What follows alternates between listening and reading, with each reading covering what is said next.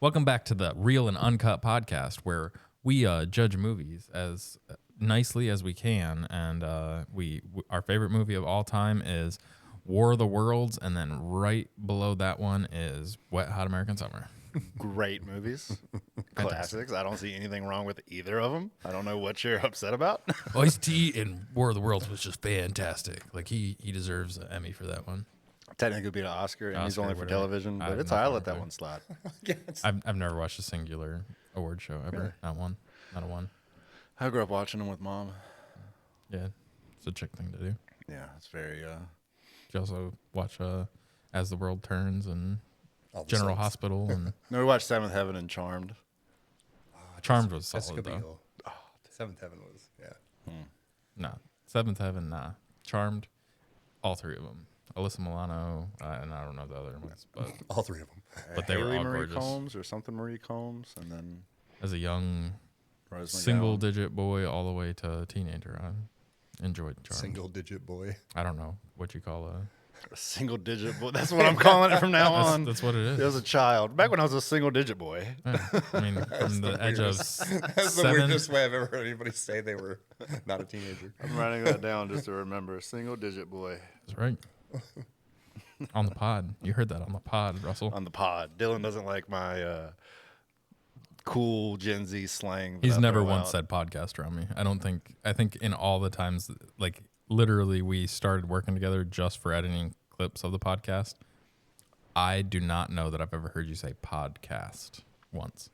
When I'm trying to sound cool on dating apps, I say I'm a editor for a podcast. So you don't drop the pod? I don't drop the pod. I don't want to seem that guy. So you realize that it's an issue, but in general, but when I'm around you, I'm like the pod, loose the pod. and fun, and I don't think I'm going to be judged, and then I am. I'm a Gen Zer, Gen Z. You're not a Gen Zer. I'm Russell. Not. Cap, all cap, or what? I don't know. I told you about when I spilled my drink the other day, right? Yeah, no cap. No cap. Yeah. I've probably done that joke already on one of the pods. See? Pods. One of the podcasts. Podcast, guys. It's a podcast. I'll start calling it a cast. We were on the cast earlier. It really is like a video podcast. So you could say video pod. We're on the vid. On the vid. On the vid pod. I said pod. Ooh, vid pod. I like that. I said off air the other day. Off air? Yeah. I was like, we're off air. We talked about this off air. Yeah. Like it's live. So in this episode, we're 2.5, or actually 3 minutes into this, and this one we will be covering Everything, Everywhere, All at Once, we will spoil the hell out of this. It is a movie for sure. Do you want me to go straight into the synopsis? Yeah, yeah. Evelyn Wang is drowning. She runs a struggling laundromat. She's in the middle of a nightmare IRS audit. Her marriage has gone quiet. Her aging father needs care, and she can't seem to connect with her daughter. It's the kind of ordinary overwhelm a lot of people know too well. Then, on the worst possible day, her mild-mannered husband gets briefly hijacked by a version of himself from another universe and tells her the fate of the entire multiverse rests on her shoulders.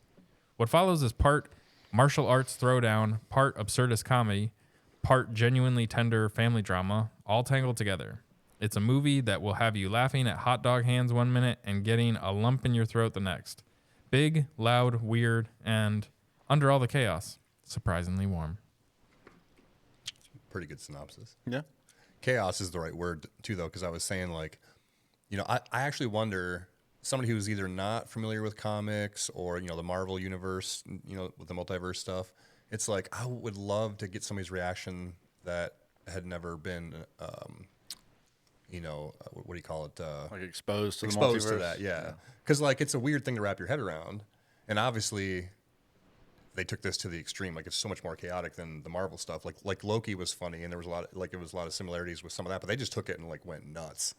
And so I just wonder, is it too much for somebody who isn't? Because for me, I'm like, oh, I love this, but I'm used to the idea, and so I, had a good time with it. But I'm just wondering, what's their reaction when they have no clue, they have never been exposed to it, Yeah, I think it's kind of similar to a lot of 80s movies where it's just this weird concept and they just kind of run with it. Yeah. 90s did that a lot too. And so I think if people are accustomed to that, even if they don't know all the Marvels and they don't know all the different types of multiverse stories. Like, I think I don't know if I would call this movie an accessible movie, but I think it's accessible enough for what it's doing.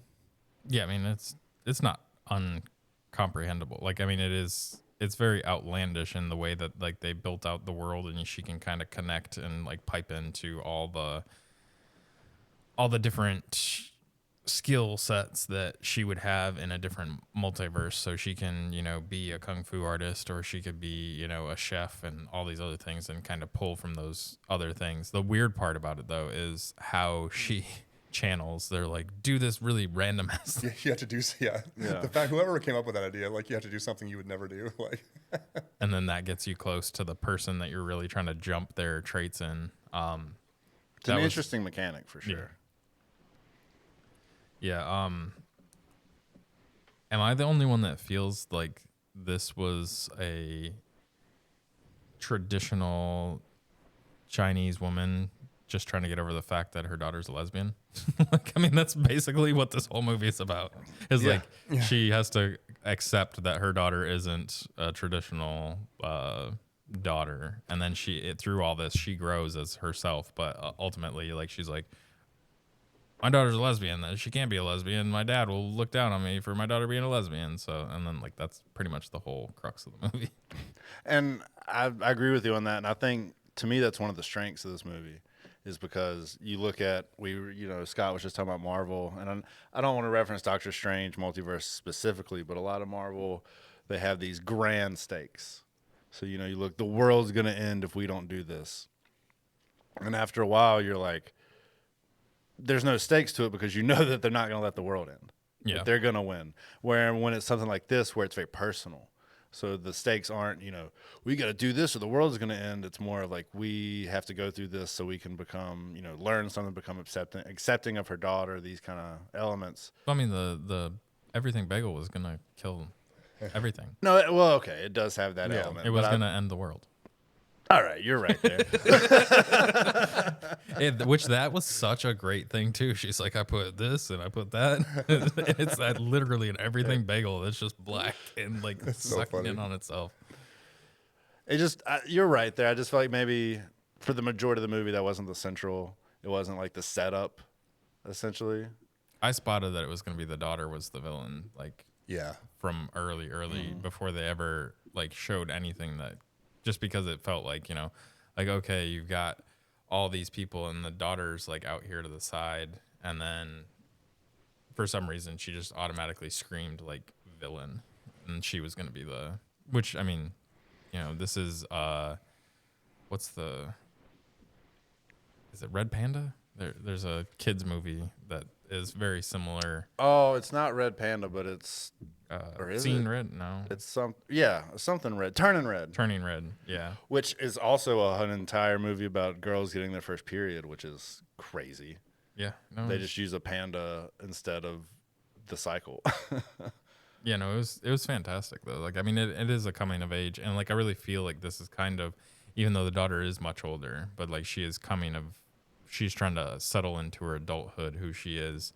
And it's the growth of the mom realizing that her dad was never supportive. He was judging her and like her love with her husband, and she had to pick between the two, but she never really fully picked between the two. She picked her husband, but then she kind of was seeking the dad's approval the whole time too. Yeah, so, let him kind of dictate how she lived her whole life, just off of not wanting to let him down or even just be judged by him and what he thought. Michelle Yeoh, though, I'm a huge fan of her stuff just from, in general, it's like all the martial arts movies and stuff. So I love that they got to work that in there. But I'm like, man, I was super impressed with her acting in there. I didn't realize how good she was at some of that. But, I mean, she was so funny, like the whole daughter thing when she goes, because she's like the he, the she. She's like, there's only one word for it in Chinese. Like she was just saying like how confusing it is because she's like not great at English. That was just so funny.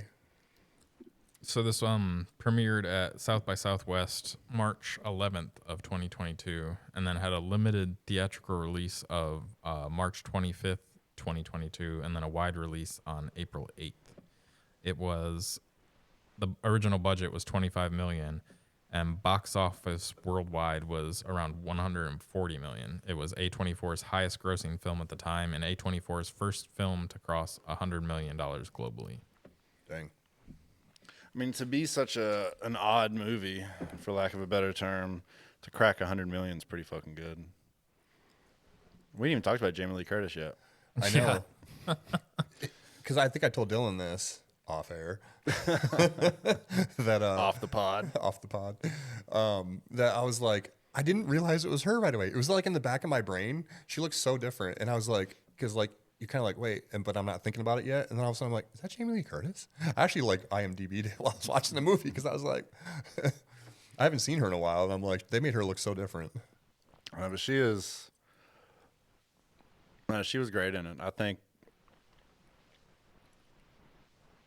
That didn't happen again. I lost my train of thought in the middle of the sentence. Right in the middle I'm not of the even pod. the one high right now. On the That's pod. Scott. In the middle of the Carrying the pod. show. And I was if you guys haven't been checking us out on YouTube, check out our thumbnail game. And I'm proud of this one. No, Scott's been killing it with the thumbnails. And Dylan. Dylan's doing the titles. He's the title master. They've been killing it. I'm just here looking pretty. This thumbnail is hilarious. I've seen it.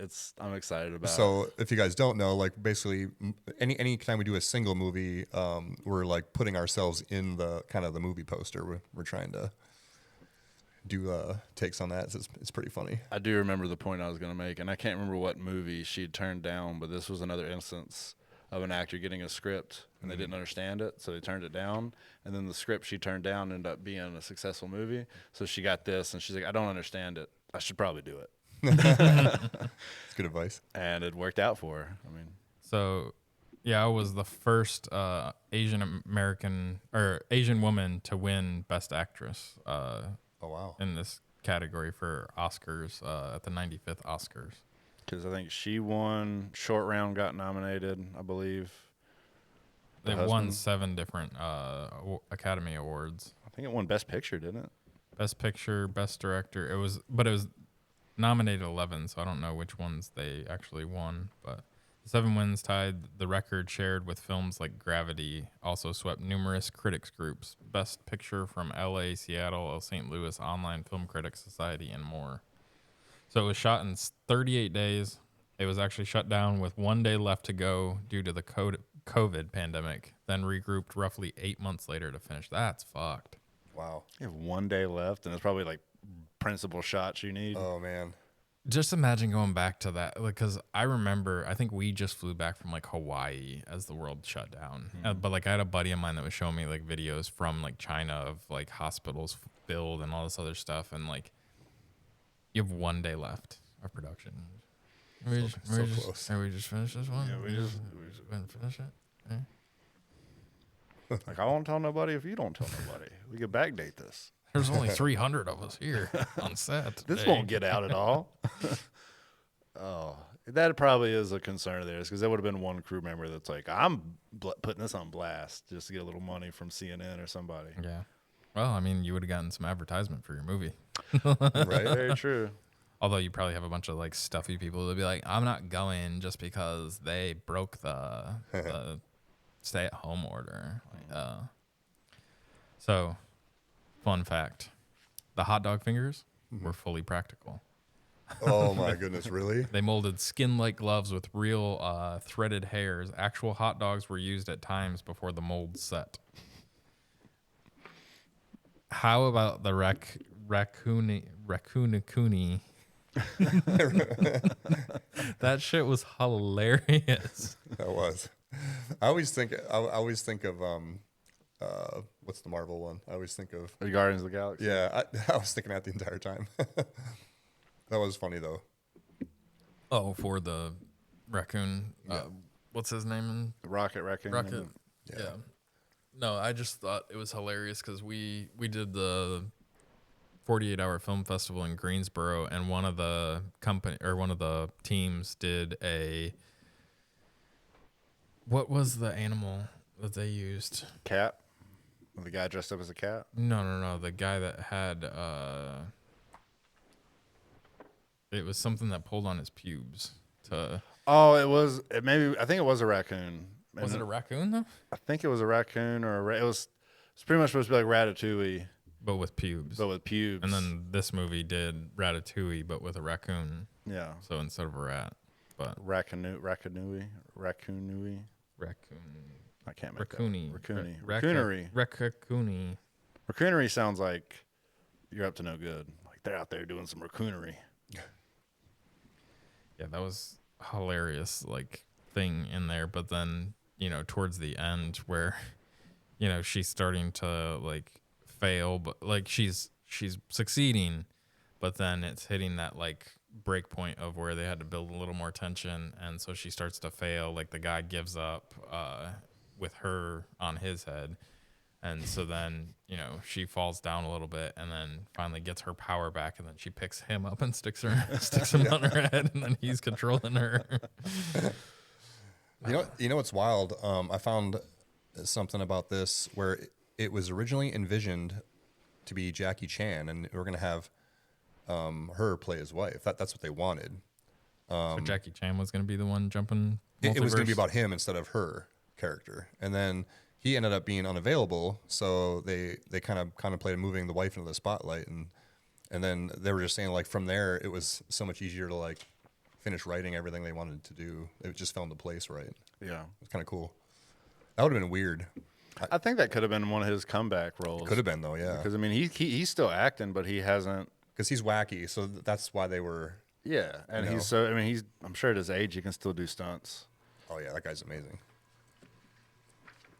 I mean, one of the greatest stunt performers / actors.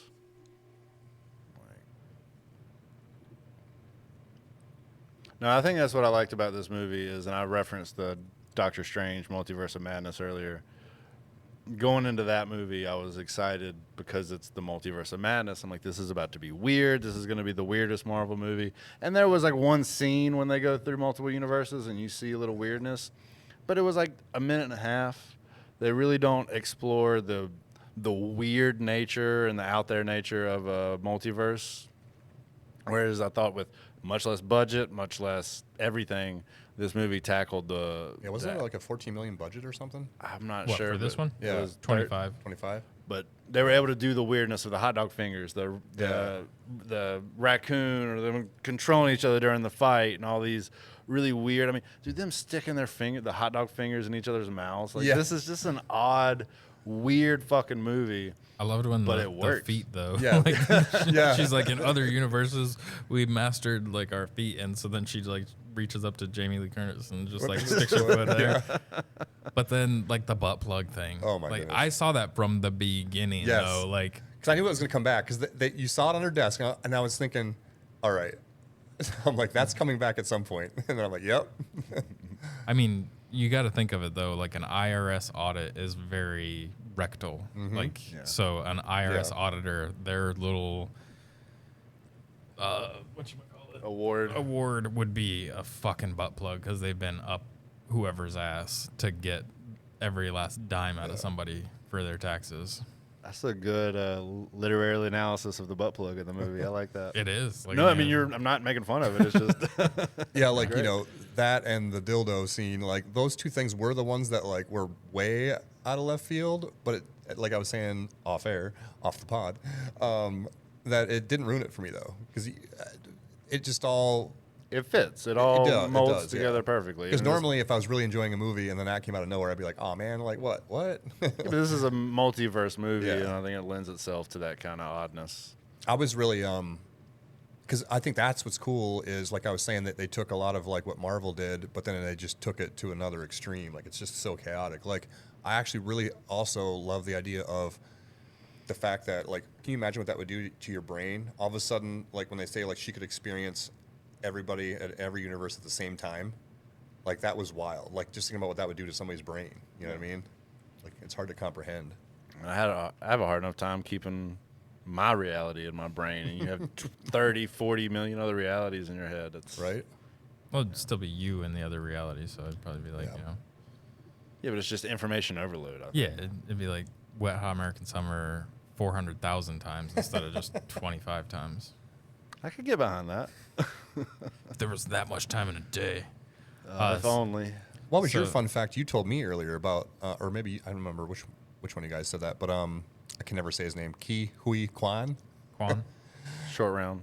Short round, yeah. Like because I was like, man, I've seen him and stuff, and I like what.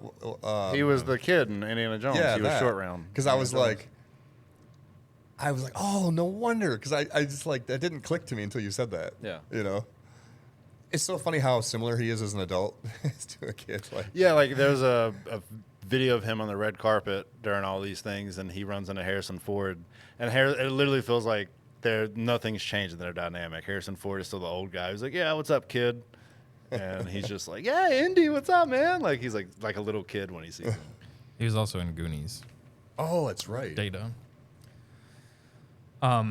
He took a 20-year hiatus from acting, working in stunts and behind the camera mostly. This was his major comeback role. He revealed he nearly lost his health insurance during the long gap between shooting and release. So the voice of Rakakuni was performed uncredited by the singer-songwriter Randy Newman. Oh, really? A nod to his long history scoring Pixar films. Huh. Well, he also, I believe, was like a writer back in the day. Like, if I'm remembering correctly, I think Randy Newman helped write the script for Three Amigos with Lorne Michaels and. You need a damn laptop if you're gonna be putting out details like that. It was somebody in that lane. I believe it was Randy Newman. Three Amigos. Three Amigos. You know, the Chevy Chase, Yeah. Steve Martin Short. And you're saying Randy Newman has writing credits on that? Yes, I believe. Yep, he does. Look at me knowing things. You need to be checking on that stuff on your own, though. That's All why right, I let's got see you. what other things he's credited writing for. Definitely music, but we're not going to do music department. We're not going to do composing. We're just going to Just do go to writing. writing credits. His only writing credit is It's Three Amigos. Amigos. It's just a random person to bring in on to write with. But anyway, Randy Newman, go back to that. All right, so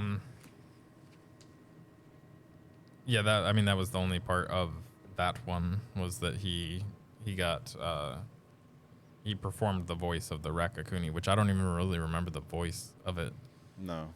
How do you get him for that too? You're just like, hey man, we got this weird movie. You wanna come voice the part for the Ratatouille parody? I don't know if that's a thing where they thought of him for it, or maybe they were just hanging out, and they're like, "Hey, Randy, you want to do this thing with us?" And he's like, "Yeah, sure, why not?"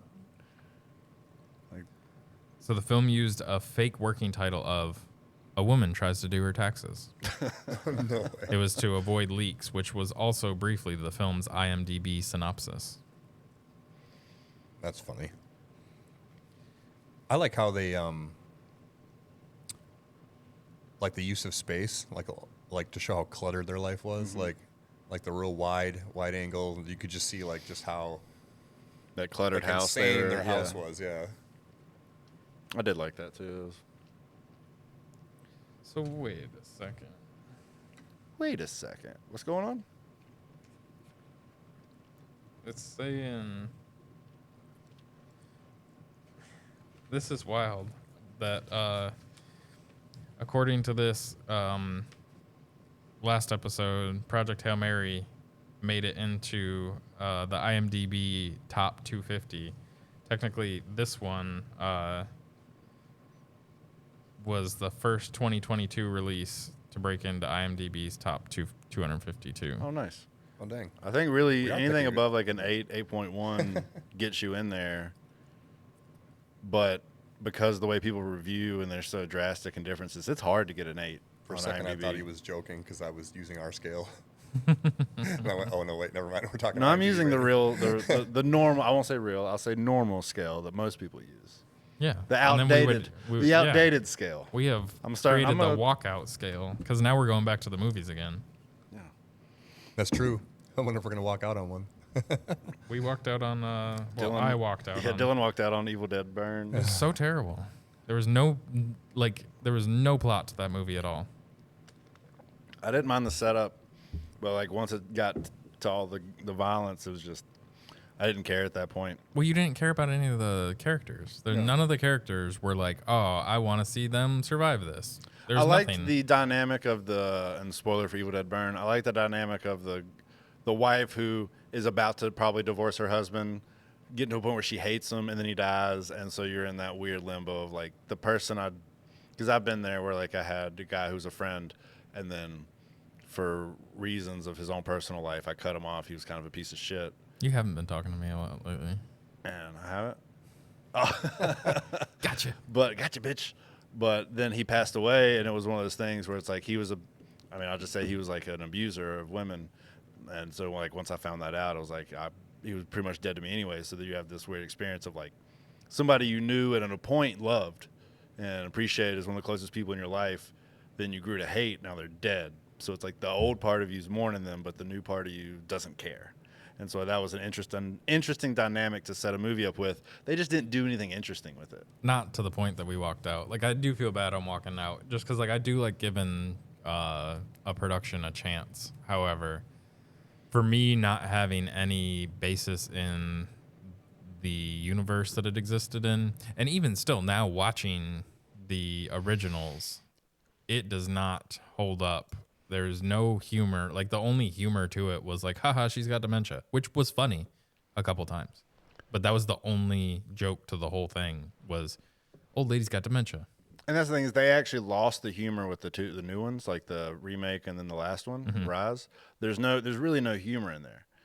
And I think trying to add it back in was a mistake because it worked without it, like with what they did.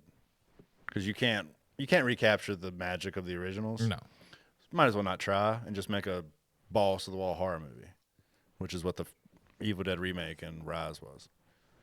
God, why are we on Evil Dead? Let's get back to everything. Everywhere. So you guys want to hear some fun facts? Yeah, I would love to, Dylan. In a post-Oscars prop auction, the Raccacoonie puppet sold for, guess, how much? 75,000. I'm gonna say 150,000. Russell takes it with 90,000. Yeah. All right, so it's 1-0. Scott, Russell, Scott. to Scott. Are you writing that down? All right, and now the Auditor of the Month trophy. So the butt plug trophy. What do we got, Scott? How you go much it first? cost? How much somebody paid for it at auction? Oh my goodness, one of the publics. All right, I'm gonna say 35,000. You're gonna put it less than the last one? Closest without going over. 80,000. Scott, you take it. It's 60,000. Yes. All right, and this one is for the tiebreaker, the win, the hot dog hands. Guess how much the hot dog's hands went for? 22,000. I'm gonna say 30. Scott, that's the time that you go 22,001. I know. If it's anywhere. I know. Wait, I screwed up. I mean, But no, you still win. It was 55,000 for the hot dog damn. hands. So Scott wins. was it this. The Price is Right? I'm like, I gotta learn how to. Come on. 22,001. I love that thing because it's such a cutthroat way to do it. Yeah. It's like, you know, I think it's higher than that, but I'm going to make sure that you don't win unless you guessed it on the nose. Yeah, so the Raccacoonie puppet sold for the most, 90, and then the butt plug was 60, and the hot dog hands for I was gonna say 55. I'm the wiener. You are the wiener. Get it? I would have thought the butt plug would have cost more, but I guess there was more that went into making the puppet. I don't know. Anyway. You think whoever bought the butt plug used it? I mean, you'd have to, right? Yeah. Like, you spend 60 grand on a butt plug. I'm going to stick it in my butt one time at least. Get my money's worth. Don't you love the way that guy got on the butt plug, though? Yeah. Because, like, she is fighting to keep the one guy off of the butt plug, and then all of a sudden, dude just runs out of nowhere and, like, flying through the air. I'm so happy they blurred out what I did not want to see, too. I was like, thank you. I was like, thank you for blurring that out. I'm over here like, can we get an unedited cut of this movie, please? Scott didn't want to have a chubby while his wife when his wife walks in asking him what he's got a chubby. She's already for. had to watch the gay sex scene in Wet Hot American Summer. So he's like, I got to save my manhood a little bit. Should we talk about how Russell kind of feels like he might have messed up on the rating of the Wet Hot American I'll Summer? admit to nothing. Off the pod, he admitted something.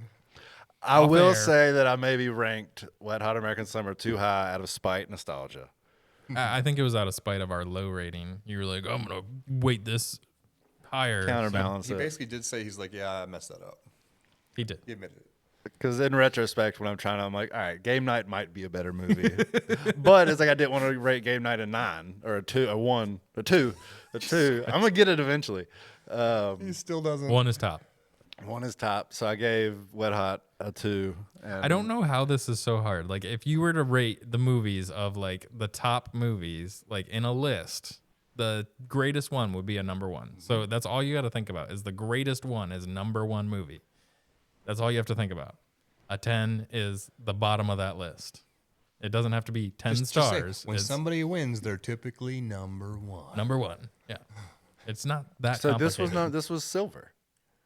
Wet Hot American Summer. Yeah, it was Yeah. silver. Now I will admit I maybe put it, but a lot of that is the nostalgia too. And I was being a little spiteful, but a lot of it was the nostalgia. Of, So what you're saying is you one were of my being a spiteful little bitch. Is what Yeah. you Okay. I'll be a spiteful little bitch. Here we go. Could you say that into the camera while I got it on? I'll be a spiteful little bitch. Clipped. That's we're gonna be gonna the start- intro to the episode. You know how like at the end of a TV show they'll have a little sound clip of the production logo? That'll be ours. I'm gonna be a spiteful little bitch. Dreamt Up Media, Trumped up media. which makes it was the dumb guys. Dreamt Up Media. Oh, yeah. DUM.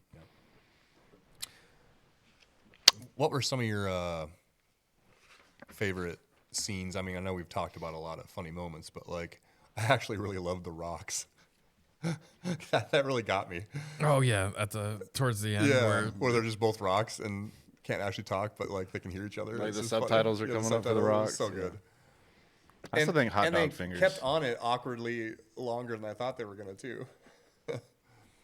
You know, that was good. Hot dog fingers was good. Made me Yeah. think of, have you ever seen Freddy Got Fingered? With Yes. Tom. Daddy, would you like some sausage? Daddy, would you like some sausages? No, that's a 1.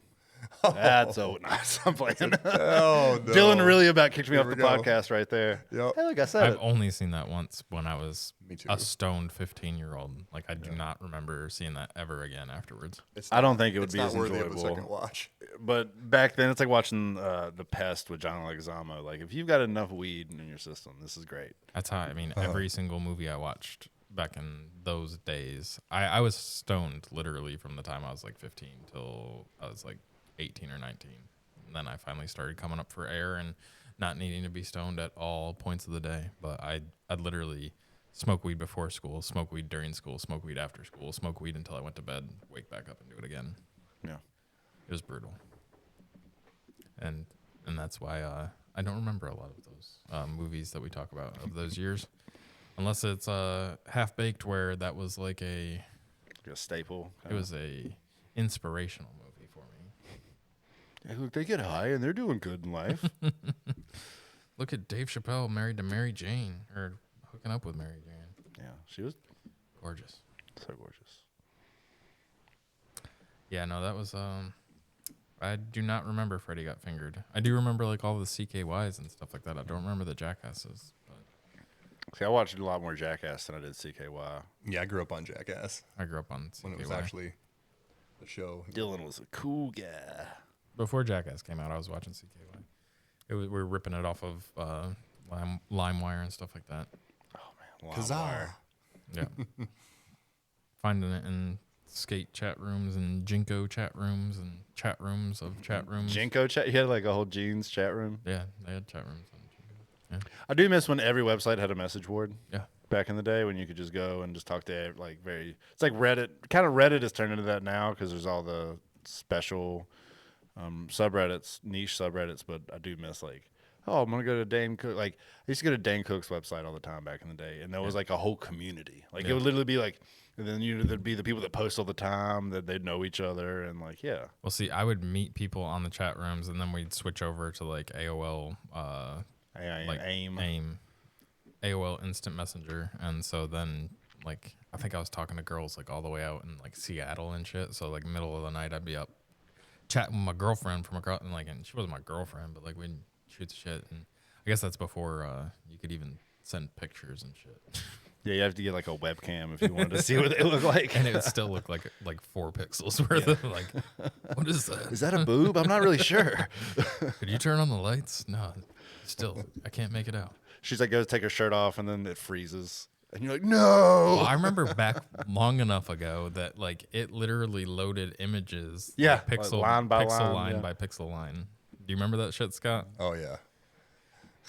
And, like when like you're a very very young man trying to like look at a dirty picture and you're like, is that a nipple? No, not yet.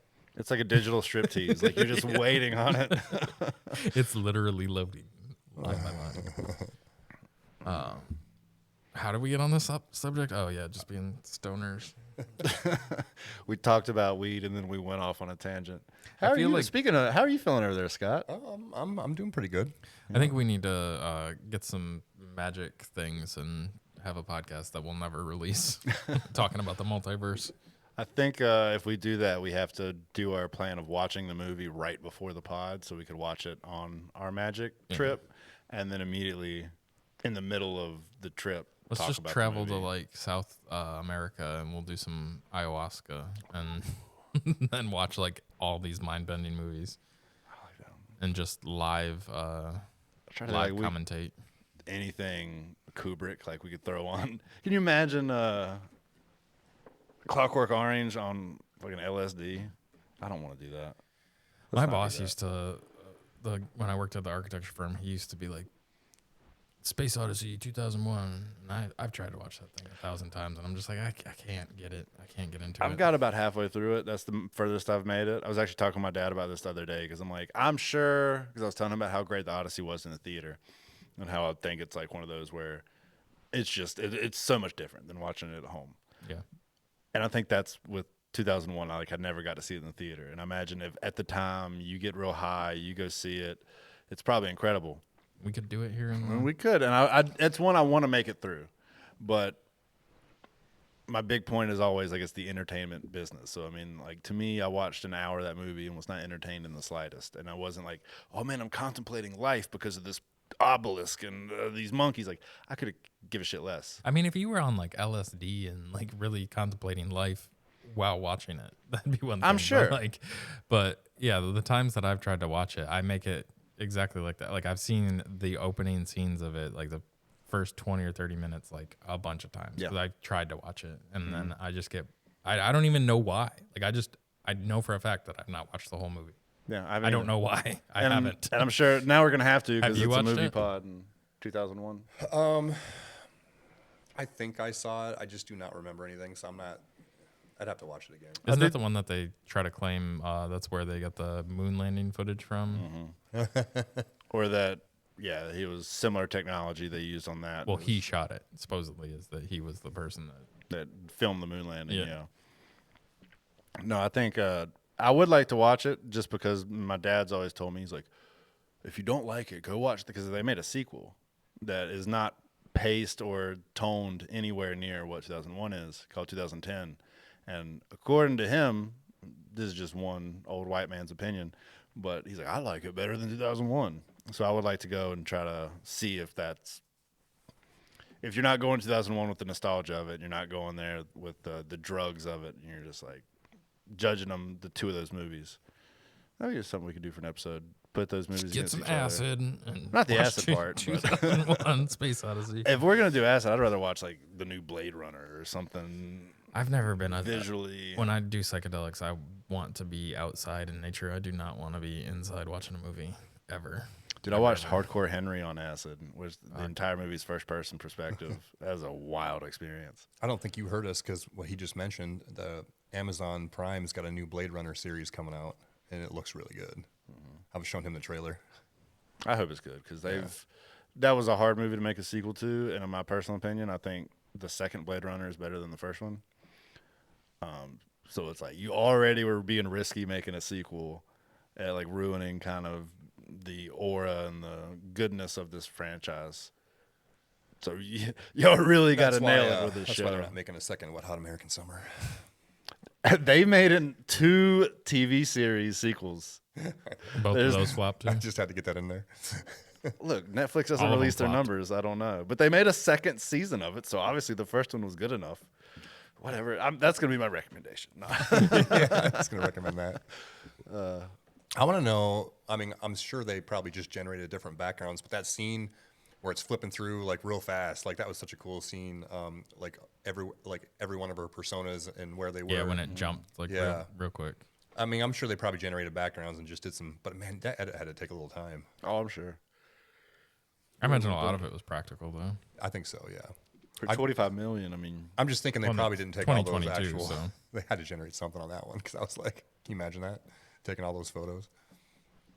Oh, you know, because like so costumes is something we didn't really talk about yet because there's a lot of wardrobe in this one. So I think the person who was the costume person, Karada, probably not saying that right, had an average of about $400 to spend per look, which isn't much, she said. Not at all. No. I cut costs on some to allow myself more money for the other looks. And she shopped in Chinatown for Evelyn and Wayman's costumes. And then she was able to use the extra money towards more elaborate stuff, like a lot of Joboos outfits. I wonder what the dildo budget was in this movie. I mean, there was only those ones, right? Just those two, yeah. Yeah, but there was probably like where apparently George Lucas will come and be like, all right, which design lightsaber do you want? And he has a suitcase with like 8 different lightsabers. Yeah. So they're like, all right, which dildo would you like to use in this? I mean, they could just go down to Adam and Eve's, and it's not Adam and Steve's, but No. wasn't Adam and Steve's dildo Emporium. dildo store. Adam and Steve's Dildo Emporium. That'll be our side gig business. Oh man, the swinging chihuahua. I was like, because I was thinking of ridiculous things. Oh, that was great when she chopped the. Yeah, this one I could definitely watch a second time. Oh, but yeah. it would not be something I'd watch on a frequent basis. Like, it's a good movie, Right. It's solid, but it's not something where I'm like, you know what, I really want to put myself through this again. It's not the kind you'd want to rewatch all the time. But it's one of those where I've seen it the one time and there's parts I've forgotten, but I can still remember it a lot. And then there's, Yeah, I mean, you're supposed to watch it again for the podcast, but you didn't.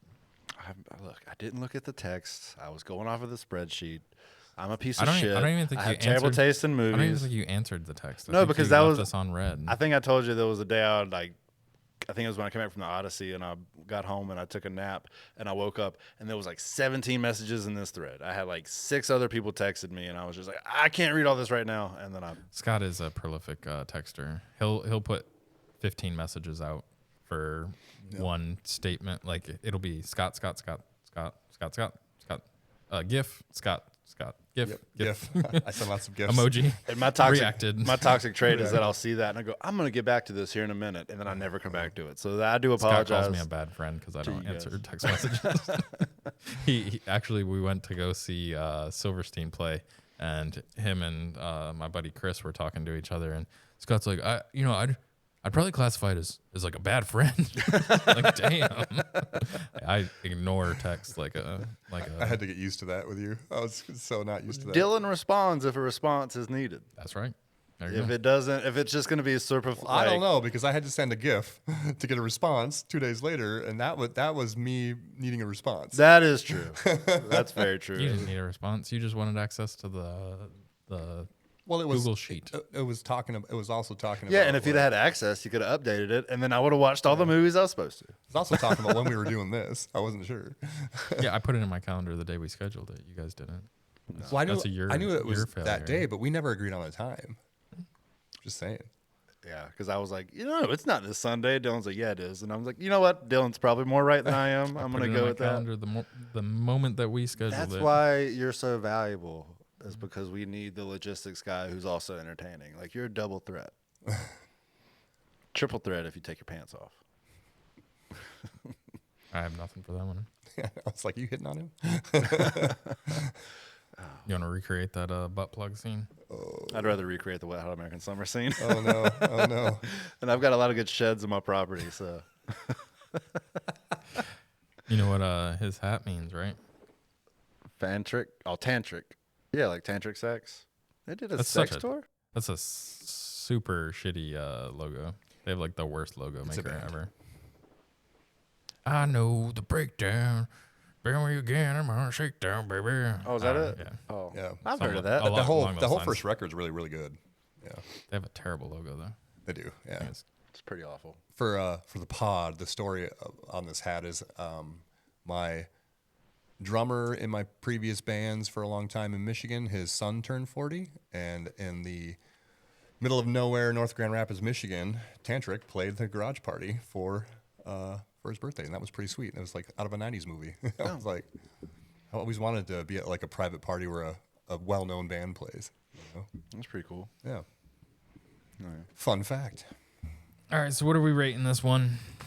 Looking at me first. I haven't went first in a while, so Okay, you I'll go first. Yeah, I think this is very solid movie. Like I said, I would not watch it on a regular basis. It wouldn't be something that I go back to a ton, so that kind of brings it down a little bit in my list. But I'd say it's a solid 4. Like, it's a movie that I'd probably watch again if it was just on. If somebody else wanted to watch it, I'd stick around to watch it, but it's not one that I would seek out to watch on a regular basis, like Project Hail Mary or Interstellar or Game Night, things like that. So it's in the 4 range for me. It's like, what are you writing, Russell? Nothing. He's trying to decode the list. I don't know how it's that complicated. Because I'm an idiot, dude. what do you want from me? Top 10 list. Where would you place it? Oh. That's the easiest way to break it down. Top 10 I list. just need a visual representation sometimes. I would help. not walk out of this in the movie theaters. I would stay for the No, whole I'd thing. give this a solid. I think you're accurate. A solid 4. I had to make sure I was doing it right. But yeah, I give Not it as a good as solid Wet Hot 4. American Summer, but it's solid. I'm never gonna live this rating I was down. like- I'm gonna have to go back and retroactively, like Rolling He Stone when they literally rated this. when they give Worse than something a that. terrible. Yeah. Anyway, it's like Rolling Stones when they were. I think the first Led Zeppelin album, they're like, "It's like a 4 or 5 sucks," and then later they're like, "Yeah, we were wrong. It's pretty good." I'm never gonna say Wet Hot is a bad movie. I'll never say You don't that. have to. I enjoy the fuck it's out of it. definitely mid. I can still watch it. I can think about the gags in this movie and make myself laugh. Maybe I rated it a little too high out of spite and nostalgia, but I'll was give mid. this a solid 4. Well, I am going to break the mold here, and I am giving it a 1 because I think it's absolutely groundbreaking and amazing. I don't know. I love everything about this movie, so I'm giving it a 1. Well. I think it's a strong contender for a 1. And now we're looking for two new co-hosts. I was gonna say, let's see how long Dylan I don't gives think you shit about anybody's this. I don't think anybody's going to hate that I gave it a 1. No, there's gonna be because I mean, may it not be won somebody's thing, a but- ton of awards. So. I just think it was awesome. It was a great movie. Like, but it's like Dylan said, like I've seen it the once, and Yeah. I've I agree with that, though. never gone back to watch it again. I'm giving it a 1, but it doesn't mean I would always watch it. It's one of those kinds of movies where I just couldn't watch it all the time. I got you. I'll give you that. Actually, my recommendation is in that lane of it's probably a 1 or a 2, but I can't watch it a bunch. All right, well then just jump right into the recommendation then. So my recommendation is the movie Prisoners. I just watched it again. I watched it when it first came out, and it's one of those where it's super heavy, and you're like, "This is great," but I don't. I can't take the emotional hit of watching this a second time. And enough times passed, I watched it again, and it is. 2013? Yeah, it's heavy. It's very. Oh, It's I don't think I've rough. seen It's this. about these 2 girls go missing, and the parents are looking after, or trying to find them, and then Jake Gyllenhaal is the detective looking for him. It's Hugh Jackman, Terrence Howard. Yeah. I don't think I've ever seen that one. Wow. Viola Davis is in it. Oh, yeah. It's great. Great. Dennis, I'm going to butcher his last name, but Dennis Villeneuve, who did the new Blade Runner. He's done all the Dune movies. He did Sicario. Amazing director. Definitely would say if you're a fan of great performances, great writing, heavy themes, if you've got kids, it's gonna fuck you up even more. But it's I'd say Prisoners is a good. I'm about to watch that one. Yeah, I have not seen that one. I've got it on Blu-ray if you want to borrow it. It's a great movie. I still have to bring you back. Isn't it Wet Hot that I have? No. No. You have True Romance. True Romance. That's Is right. that 2 on? I'm giving away Dylan's thing, I think. No. I haven't found my thing yet. I gotta find. That's a good one I could have recommended. Wong Fu, Thanks for the Memories. Awesome movie. What you got, Scott? Since I didn't do my homework on this one. I'm gonna recommend just, I guess, what I'm watching. Is it a show? Yeah, it's a show. The Big Show. It is. So back on Netflix. I'm just gonna recommend it just because I'm watching it, and I've always. So I'm a big Walking Dead fan. You know, love or hate it, or even some seasons weren't as good as others. But the Daryl Dixon third season just dropped. So I've been watching that, and he was my favorite character. So I enjoy that one.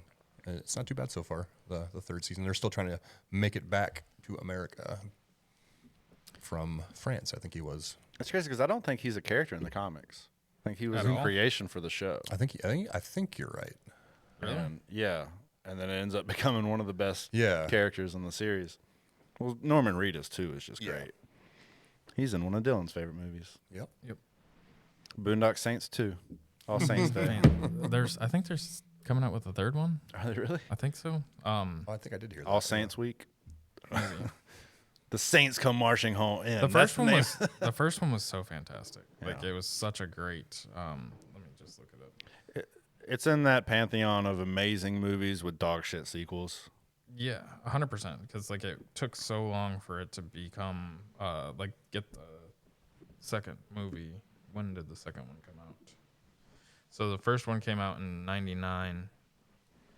The second one came out in 2009. So it was literally a decade later before they released the second one. Who the fuck is that? It was just such a shitty take on it because they tried to make it very of the time, like action movie instead of. What are you doing? I was just trying to get in on your frame to see how far I had to lean. Very far. Stay the fuck out of my frame. So my recommendation was a cute movie that is very recent. It's called The Sheep Detectives. Oh, I hadn't seen it. I heard it's pretty good, though. It is cute as fuck. Yeah. It's just a cute little, very funny, very babe-esque. Like, the sheep are. It's like talking animals, right? Yeah. And yeah, it's cute. Another Cute Hugh movie. Jackman. Oh, we've had 2 Hugh Jackman recommendations. Yeah, he's not like a huge part of it. Like, I mean, he's definitely. He's like the catalyst, mostly, Yeah. right? But then the sheep take over, and it's just an interesting, and it's just like a whodunit type thing. I'm sure it's a whole family type of movie, I'm sure. Yeah, it's a fun one. As a very lighthearted, and I don't even know what kind of rating this has gotten. I think it did It's a decently well. 7.4 on IMDb, so not bad. You know what movie I want to watch? Talking about like kids movies that have like mass appeal is I've always heard that Paddington 2 is fucking incredible. Apparently, I've never seen the first one. I don't know if you have to see the first one to watch Paddington 2, but apparently Paddington 2 is like amazing. It's got a 7.8 on IMDb. There's a scene in 99% Rotten Tomatoes. Holy crap! That's what I'm saying. Like people love Paddington 2. Like there's that Nicolas Cage movie with Pedro Pascal where Cage is playing himself. Oh my And goodness. they're talking about their favorite movies, and Pascal's character is like his third all-time favorite movie is Paddington 2. And this Cage is like, Cabinet or Dr. Caligari or whatever it's called. He's like, and Paddington 2, it doesn't make any sense. And then they watch it, and Nick Cage is like crying. He's like, Paddington 2 is a masterpiece. Oh, but I mean, Paddington, the original is like a 7.3 on IMDb and a 76 Rotten Tomatoes, so it's a solid. Got to watch both of them. I think Paddington 1 is supposed to be like just an enjoyable watch, but apparently something about Paddington 2 is like incredible for some reason. Maybe we should do 1 and 2 for an episode. I do want to say how much I loved that movie that you're referring to with Nicolas Cage where he plays himself. God, what is that Well, movie? and called? I'm trying to think what it's called, but it was so good. Now It's there's a entertaining. Paddington in Peru too. There's a third one. It's not as well received. It's a 6.6. It's a Netflix 193 on Rotten Tomatoes, but still solid performer. Okay. So we have to watch the Paddington trio. All right, let's do it. Maybe that'll be our next triple episode. We'll just do a series instead of 3 separate episodes. I love kids movies though. Like I have a 5-year-old, so I'm automatically going to be predisposed to them. But even before I had kids, like I love animated films. I never grew out of the whole enjoying like everything from like Toy Story to what's the one with the villain guy and the Minions movies, but Minions. They're Despicable Me. Despicable Me, like all those are they're funny, just feel good movies. Have you guys ever seen? I think my favorite animated movie is Over the Hedge. Have you Oh, ever seen that's that? a great that was one, so yeah. good, and like that's a sleeper. Like a lot of people don't know about that one. That's got Bruce Willis and Yeah, and Gary that's Shandling is The in that. squirrel, man. I love that squirrel. I do have a little behind the scenes one on that where like Gary Shandling apparently came in and helped them like do rewrites in the script to kind of make it funnier. That's funny. He's like an all timer for stand up, but yeah. The Nicolas Cage movie, by the way, is The Unbearable Weight of Massive Talent. He's like playing a trumped up version of himself in the movie. It's so good. Yeah. It's very entertaining. Every time I hear Nicolas Cage, the first thing that I can think of is Con Air. It's I know. always in my brain, like Con Air, where he just does the shittiest southern accent, like just redneck, super gentle guy. Like Con Air, Face Off, like so many of those like old school ones that were so good in those 90s movies. And then now we have a Nicolas Cage Spider-Man series on Amazon. I'm like, never in a million years. Like him voicing Spider Noir in that movie. It's like, okay, yeah, it's a good little cameo. They give him out, not even animated. It's live action. Yeah. Like, I still haven't watched it, but I started it, but once again, it's watching it with family. It's tough. yeah. But my parents are out of town, so we have a multi-generational household. So we've got my daughter, and then me and my wife, and then all the way to my parents. So 3 generations all in the same house. I don't know your parents lived with you. Yeah. They've got the basement, and the basement has like a full in-law suite. So they live down there. But they're currently in New York visiting family. So last night while I was preparing for this, I just sat down there, and my parents don't even sit out in their living room. They sit in their bedroom. They've got chairs in their bedroom and like a 65-inch TV. And so there's a 70-inch TV sitting in their living room, and they never use it. Sound bar, everything, like beautiful, but they never use it. So I was like, they're out of town. I'm just going to sit down there and watch movies. Did So, you watch Wet Hot American Summer on that? No. That's probably what it was. You I need watched- the full theater experience. I watched to that enjoy on a that movie. 65-inch TV with the sound bar upstairs. So You needed the extra 5 thing, inches. but yeah. It's like yeah. Well, Russell was getting that extra 5 inches when he watched it when he was 15. So that's why that scene really, it evokes emotion and remembrance to him. So somehow we stretched this one to an hour. I don't know how I we thought did that. once I saw 18 minutes, I'm like, we're almost over. Like we're about Yeah. done with this. We have some of those where all of a sudden we just make it way longer than I thought it was going to go. Which we probably spent about half the time talking about the movie this time. we had some side quests. It's okay. It was good. That was a good episode. Yeah. I don't know if I should say that on the episode. Yeah. but usually it's when we turn it off. Don't like, don't "That be the was pretty guy good." that wears the shirt of the band. Oh yeah, it's classic. Yeah. There was a shit ton of those people at the Silverstein concert. Everybody was wearing the band shirt. Everybody. You know, they're losers, dude. They don't know. I wore a John Prine shirt, and it was more like, I don't know that there's many people in there that know who John Prine is. So Yeah. It's just a good feeling when you're wearing like an obscure thing and somebody's like, "Hey man, like I like the John Prine shirt." It's just a little moment you and that person get to share. we're the cool kids here. Yeah. Fuck everybody else, nerds. There was a good comic. He's like talking about guys wearing metal shirts. He's like, "You want to talk about rage together? You like the thing that I like?" Yeah. No. So. Next episode will be the whole entire Final Destination franchise. So from 1 through 5, and then Bloodlines. Getting ready for. Watch all of them before we spoil them, because you never know what's going to happen in a Final Destination movie. It's up in the air. Is somebody going to die? Will they not? We don't know. What kind of crazy manner? But on that note, we're going to leave you. You guys after a while, crocodiles. I'm out. Later.